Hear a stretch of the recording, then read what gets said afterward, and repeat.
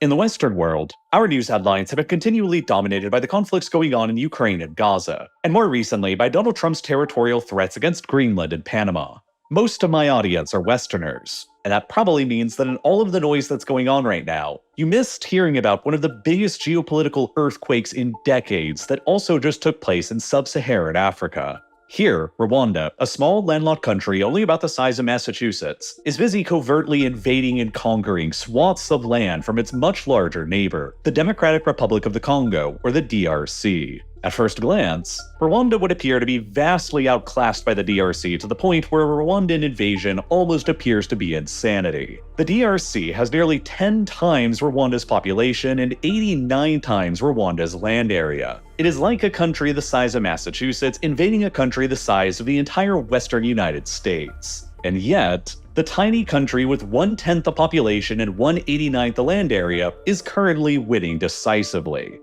In January of 2025, the UN estimated that between 3,000 and 4,000 Rwandan soldiers had crossed over the border into the eastern DRC to directly support an armed militia organization there known as M23, a supposedly local Congolese rebel group largely made up of ethnic Tutsis that insists is independent from Rwanda, but which is actually directed, armed, funded, and supported directly by Rwanda according to both the United Nations and the United States. M23 rebels have been spotted operating in the DRC with state-of-the-art equipment, like modern carbines, surface-to-air missiles, anti-tank weapons, helicopter gunships, artillery, and armored vehicles that are rare among East African rebels and make them appear as more of a professional army than a ragtag militia. Throughout 2024, M23 rebels and Rwandan soldiers steadily expanded their area of control in the DRC's North Kivu province immediately across the border from Rwanda. But near the end of January 2025, an earth-shattering development took place. M23 and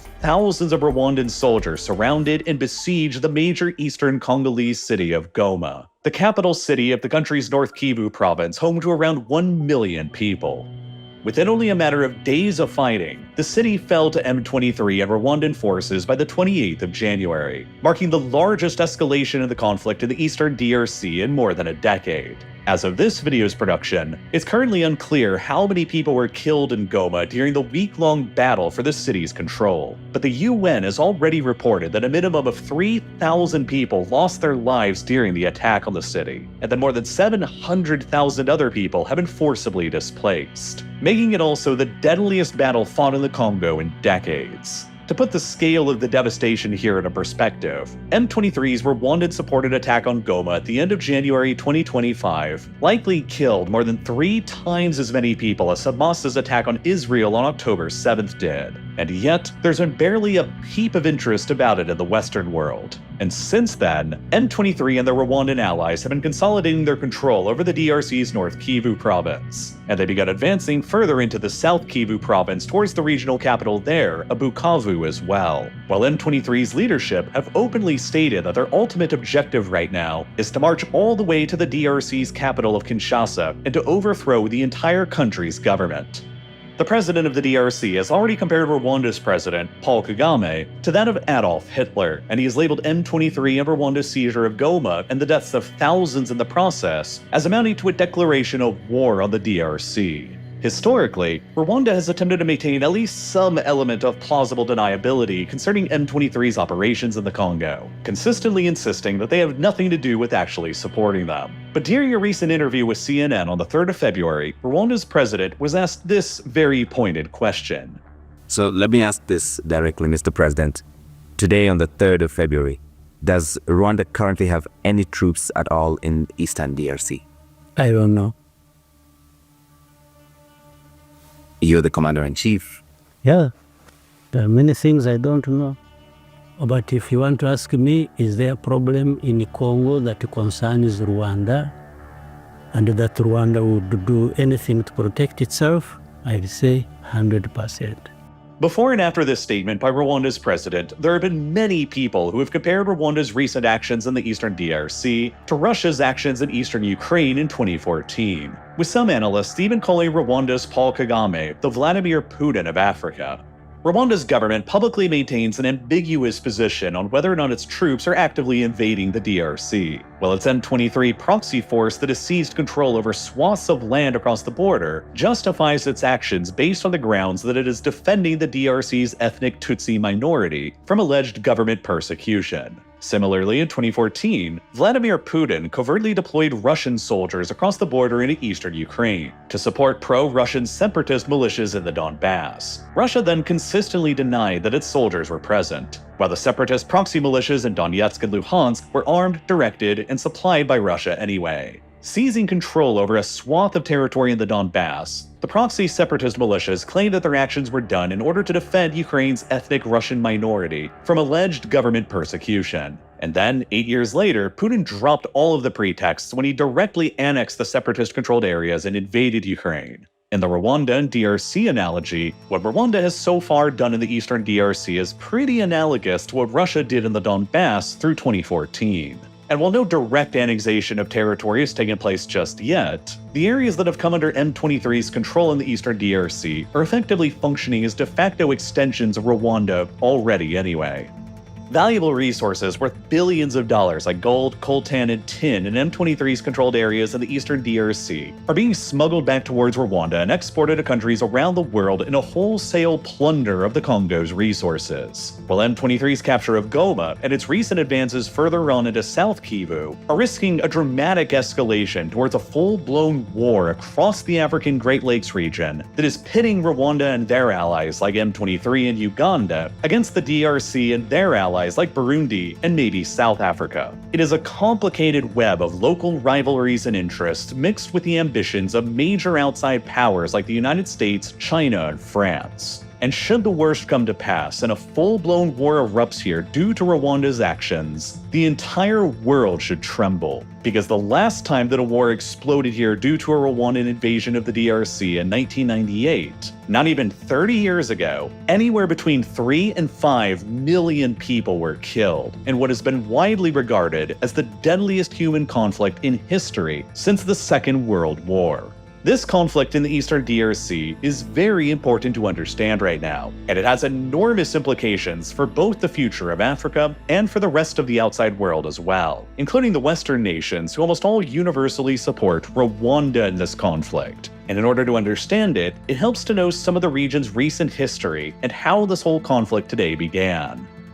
While the origins of the Eastern Congo conflict can be traced back to colonial times, the major trigger began in 1994 with the infamous Rwandan genocide. Two major ethnic groups comprised most of the Rwandan population: the Hutus, who made up 85% of the country's population in 1994, and the minority Tutsis, who made up another 14% of the population back then. Over a period of just 100 days over the summer of 1994, the radical Hutu extremist regime that was in power in Rwanda at the time carried out a ruthless and methodical genocide against the country's minority Tutsi population and moderate Hutus that killed around 800,000 people, or about 11% of Rwanda's entire population. A pace of targeted killing that was so extreme that it is only surpassed in all of history by the Holocaust in Europe. As the Hutu extremist regime focused all of its resources on perpetrating the genocide, a young Tutsi named Paul Kagame and his militia of Tutsi exiles called the Rwandan Patriotic Front, or the RPF, based across the border in Uganda, invaded Rwanda and marched on the capital, Kigali, taking it over and overthrowing the Hutu extremist regime and stopping the genocide in the process. During and after the genocide, as Kagame and the Tutsi-led RPF took over, fear of reprisals swept through the Rwandan Hutu community, which led to around 2 million ethnic Hutus fleeing across the border into the DRC, who began settling in huge refugee camps in the neighboring North and South Kivu provinces, dramatically altering the demographic makeup of these two DRC provinces with huge Hutu populations in the process. It also led to the ethnic Tutsi community that was already present in the eastern DRC, also known as the Banyamulenge, to feel increasingly threatened and anxious.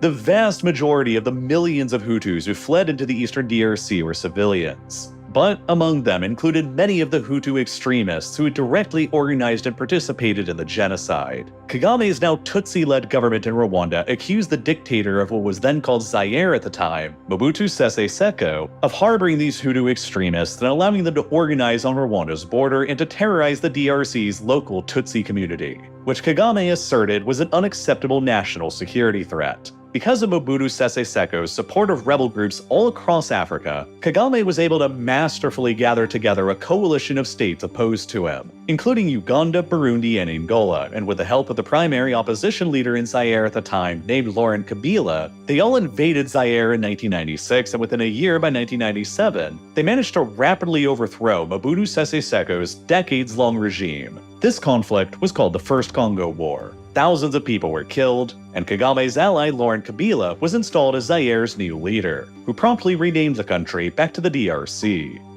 But the peace didn't last for long. Conspiracies within the DRC quickly began swirling that Laurent Kabila was nothing but an installed puppet of Kagame and the Rwandans. And to try and crush that perception, Kabila began purging ethnic Tutsis from his new government, and he began demanding that the Rwandan army withdraw from the North and South Kivu provinces. He began allowing Hutu extremist militias to begin organizing on the border with Rwanda again. Relations rapidly deteriorated, and Rwanda and Uganda both responded to the change in circumstances by invading the eastern DRC once again in 1998, sparking the Second Congo War. The Rwandans stated that their primary war aim this time around was to create a buffer zone in the eastern DRC that would be militarily occupied by their soldiers in order to create space between Rwanda itself and the Hutu extremist militias operating in the eastern DRC. And the result, this time, was the biggest war that has ever been fought on the African continent in all of human history. Rwanda's invasion was supported by Uganda and Burundi, while the DRC was backed up by troops coming from their former enemy Angola, along with Chad, Zimbabwe, and Namibia, while dozens of various rebel militias supported one side or the other, a complicated web of alliances that have led some people to call this conflict the African World War. Laurent Kabila, the president of the DRC who was installed during the First Congo War, was assassinated in 2001 as the war continued, and his son, Joseph Kabila, assumed power in the DRC in his place. Between 2002 and 2003, the junior Kabila entered into peace negotiations with the Rwandans that ended the fighting of the Second Congo War after nearly 5 years of apocalyptic warfare. The massive scale of the fighting and the widespread famines and other humanitarian disasters that were directly caused by that war caused millions of deaths according to multiple different sources. Between 3 million deaths according to lower estimates up to as many as 5.4 million deaths according to higher estimates, making the Second Congo War, fought between 1998 and 2003, by far the deadliest conflict fought in history since the Second World War, and tragically known about by hardly anybody in the Western world. In the aftermath of the war, a tenuous peace was reached, but instability continued reigning supreme in the eastern DRC, in the frontier provinces of South and North Kivu, and also Ituri, along the borders with Burundi, Rwanda, and Uganda. More than 100 different armed militia and rebel groups have since been sparked into existence here across the eastern DRC, as the central government of the country has struggled immensely for decades with maintaining its authority in the area. This is largely because still to this day, the DRC has no railways or even any paved roads that connect North and South Kivu to the rest of the country. The DRC's capital, Kinshasa, is around 1,500 kilometers away from the major cities here in Goma and Bukavu. And everything the DRC wants to transport to them, whether it's troops or supplies, have to cross vast distances largely over gravel highways if they're lucky, or muddy, flooded earth tracks if they're not so lucky. Meanwhile, Goma and Bukavu are both literally right across the border from Rwanda and only about 100 kilometers away from the Rwandan capital of Kigali, while Rwanda today has a much more extensive network of paved roads than the DRC has, with paved highways that can efficiently carry troops and supplies leading directly to both Goma and Bukavu straight from the capital, Kigali. Now, among those 100 plus militias and rebel groups that came to exist in the eastern DRC was a major Hutu extremist militia with members who directly perpetrated the 1994 genocide in Rwanda, called the FDLR. The FDLR came to prominence in the eastern DRC during the 2000s, and they rapidly attracted thousands of radical Hutu fighters to their cause. And they found themselves in conflict both with the DRC government and a Congolese Tutsi militia that also formed in the North Kivu province that was known as the CNDP. the predecessor organization to the modern Tutsi M23 militia. For years across the 2000s, it was basically a three-way insurgency in the eastern DRC between the Hutu extremist FDLR militia, the Tutsi CNDP militia, and the DRC government until, on the 23rd of March 2009, the Tutsi CNDP militia agreed on a peace treaty with the DRC government. This date, March 23rd of 2009, is where the later M23 movement would take its name from. A few years later, in 2012, alleging that the DRC government had failed to adequately implement the March 23rd peace treaty, hundreds of mostly Tutsi officers and soldiers within the DRC military, who were largely former members of the CNDP militia, mutinied and formed the new M23 rebel militia. It's widely believed that almost immediately after, M23 began being supported and armed by the Rwandan state intelligence and security agencies, and they were able to rapidly overwhelm a swath of territory in the DRC's North Kivu province, culminating with them managing to capture North Kivu's provincial capital of Goma, just like they would do much later again in January of 2025. But that first time they did it in 2012, Rwanda faced a catastrophic tsunami of international pressure to abandon M23 and to give up their seized control over Goma. Hundreds of millions of dollars worth of annual aid to Rwanda was sanctioned by countries from around the world, including the US, UK, and France, which for a country that relied on foreign aid for at least 1/3 of its entire government budget was immediately catastrophic. The UN authorized an offensive brigade to be created within the UN peacekeeping mission to the eastern DRC, known as MONUSCO, to fight alongside the DRC government against M23. Under unbearable international pressure, Rwanda relented and abandoned all of their support for M23 in 2012, which led to M23 being decisively defeated and kicked out of Goma by the DRC army and UN peacekeepers. By 2013, the UN peacekeeping mission in the eastern DRC had swelled in size to become the largest UN troop deployment in the entire world, with around 18,000 peacekeepers deployed to the mission. M23 was quickly militarily defeated and then went dormant and kept a low profile for years until very recently in 2021, when it would finally re-emerge back onto the world stage once again. But over the 8 years in between that time, Rwanda adopted a clever strategy of boosting its image across the Western world and making itself as useful and important to the Western world as possible, so that the next time it wanted to use M23 as a proxy force of conquest in the eastern DRC, the sanctions that crippled and undermined their ambitions in 2012 would never happen again. In particular, Rwanda began aggressively investing into its own armed forces and began positioning itself as a bastion of stability in Africa that the Western world could reliably depend upon to solve problems elsewhere on the continent. Rwanda has since become the world's second largest police and troop contributor to UN peacekeeping missions, and the largest contributor to them in Africa. Right now, in 2025, Rwanda has more than 5,000 of their soldiers deployed to various UN peacekeeping missions, a massive amount for a country of their relatively small size. The high reputation of Rwanda's huge troop contributions to UN peacekeeping missions eventually led to other African nations outsourcing some of their security needs to the Rwandans as well. At the start of 2021, as rebels in the Central African Republic were preparing to storm the capital city, that country's president contracted Rwandan troops and Russia's Wagner group to push the rebels back. Then, just months later, faced with an ISIS insurgency in their far northern Cabo Delgado province that had killed thousands of people, Mozambique called on the Rwandan military for direct support next.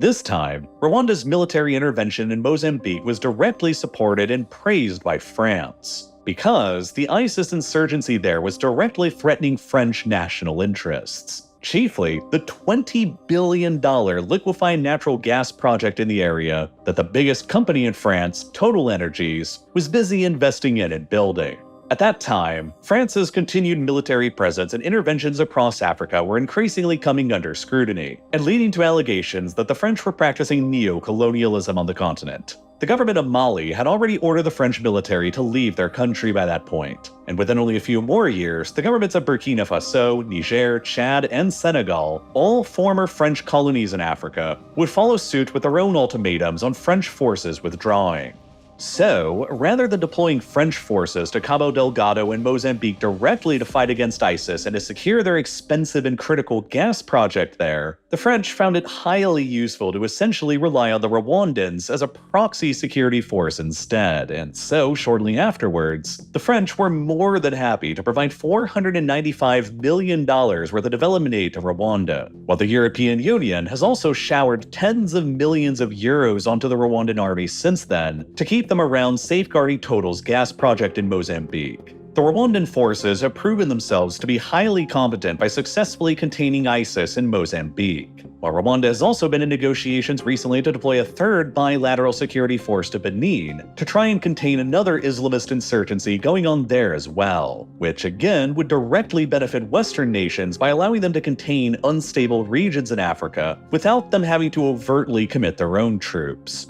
In addition to making itself useful as a dependable security partner to the West, Rwanda also spent the years after 2013 carefully building up its reputation as a hub for Western investment and tourism in Africa, and, most controversially, as a major source of critical raw materials that the West desperately desires as well. Rwanda has aggressively invested in major sports brands across the Western world to promote tourism and its image as a clean, safe-to-visit, and prosperous country in sub-Saharan Africa. They've become a major sponsor in European football teams like the UK's Arsenal, France's Paris Saint-Germain, and Germany's Bayern Munich, in blockbuster Visit Rwanda deals that have collectively been worth hundreds of millions of dollars. But they've been well worth the investment because they've helped to attract millions of tourists to Rwanda. In 2022 alone, more than 1 million tourists visited Rwanda, making it one of the top 10 most visited countries on the African continent, despite it being one of the smallest. Rwanda has also been a major founding partner of the NBA's Africa League, while Formula One is currently deciding between Rwanda and South Africa as the final two options to host a new Grand Prix in Africa by 2027.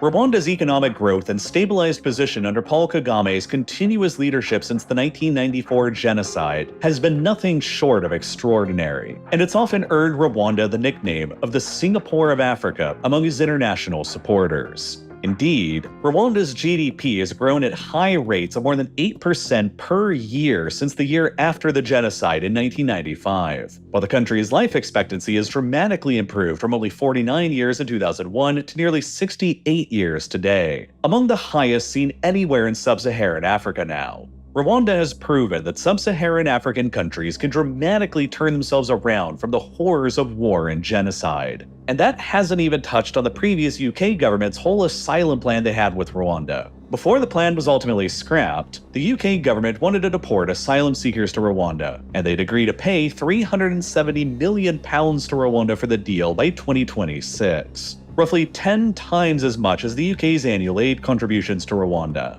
Today, Rwanda receives more than $1.3 billion a year in foreign aid from countries around the world, which on a per capita basis makes Rwanda the highest recipient of aid in its entire region, at $98 a year per Rwandan citizen, compared to just $55 in Uganda, $47 in Burundi, and only $37 in the DRC. Nearly one-third the amount of per capita foreign aid as Rwanda receives.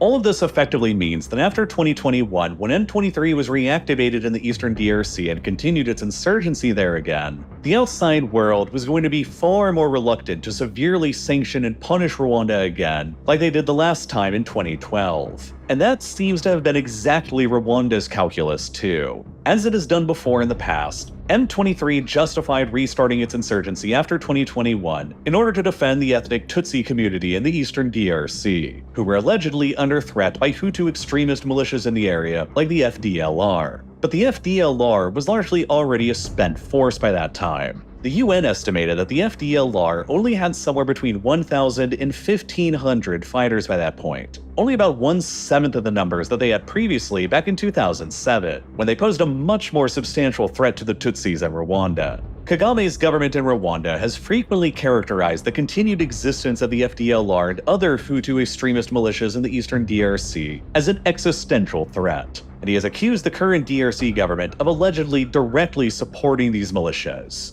But the small size of the FDLR today has hardly justified Rwanda's decision to deploy thousands of their own soldiers across the border into the DRC that led to the conquest of Goma and its 1 million inhabitants. Instead, the current Rwandan invasion of the eastern DRC and its support for M23 is more based around economic and geopolitical interests rather than pure self-defense as claimed.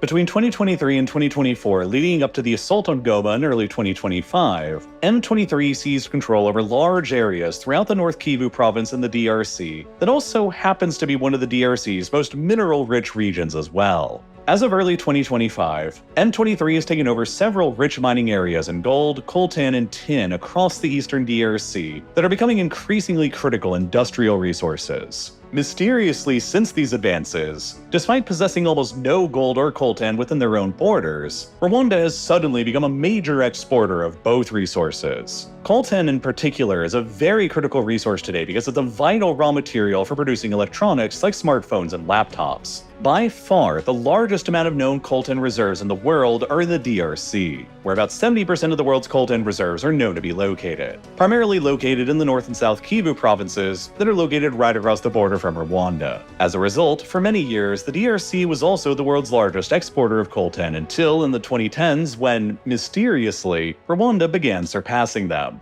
In 2014, 2015, 2017, and 2019, Rwandan exports of coltan surpassed those of the DRC, and then they did so again in 2023, despite Rwanda itself having hardly any known coltan reserves within their own borders. The open secret is that Rwandan troops and their M23 proxy forces operating in the eastern DRC have been just taking over the rich Congolese coltan mines there and smuggling the coltan back over the border into Rwanda, before being exported to global markets to major tech companies like Intel. And the smuggled Rwandan coltan taken from the DRC has been becoming increasingly more important to global consumer supply chains. In 2023, Rwanda was the third largest source of coltan imports to the United States, while in early 2024, the EU signed a new Memorandum of Understanding with Rwanda to increase their own imports of Rwandan smuggled coltan as well. After M23 seized control over a major coltan mine in the eastern DRC here at Rubaya in April of 2024, the UN reported that by the end of the year, M23 had generated around $800 million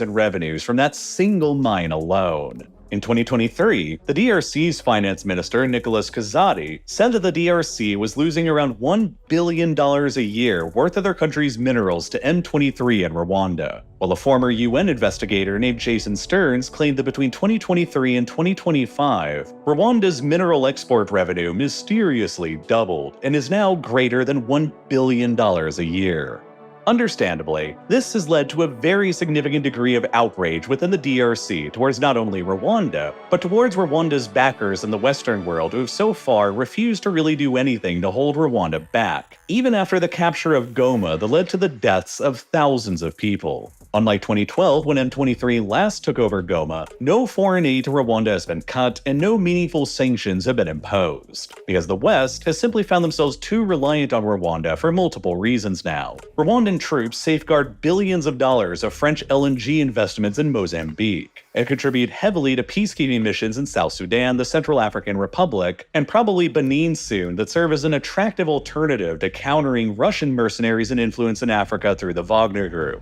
Rwanda has close investment relations with major Western sports organizations, while Rwanda's increasing plundering of the DRC's resources in the east have become a way for Western companies to access the DRC's resources by proxy through Rwanda instead, a partner that they view as being more reliable and stable to do business with than the DRC. Many Congolese have begun to see M23 and Rwanda's conquests in the east as effectively a Western conquest of their resources through Rwanda and M23 as proxies, which is why on the 28th of January, right after Goma fell to M23 and the Rwandans, Congolese protesters violently attacked the embassies of the United States, France, Belgium, and Japan, along with the embassies of Rwanda and Uganda in the DRC's capital, Kinshasa. With most of the world seemingly indifferent to M23 and Rwanda's actions in the eastern DRC this time around, and with most of the focus in the West being on other major ongoing global conflicts in Ukraine and Gaza, and even in Sudan and Myanmar, it's likely that M23 and Rwanda will continue further with their ongoing offensive by attempting to consolidate their control over North Kivu, and prodding into South Kivu in search of further conquests. And there's a substantial risk that because of that, the current conflict in the eastern DRC that Rwanda is stoking could dramatically explode into another full-blown regional war like the catastrophic Second Congo War again.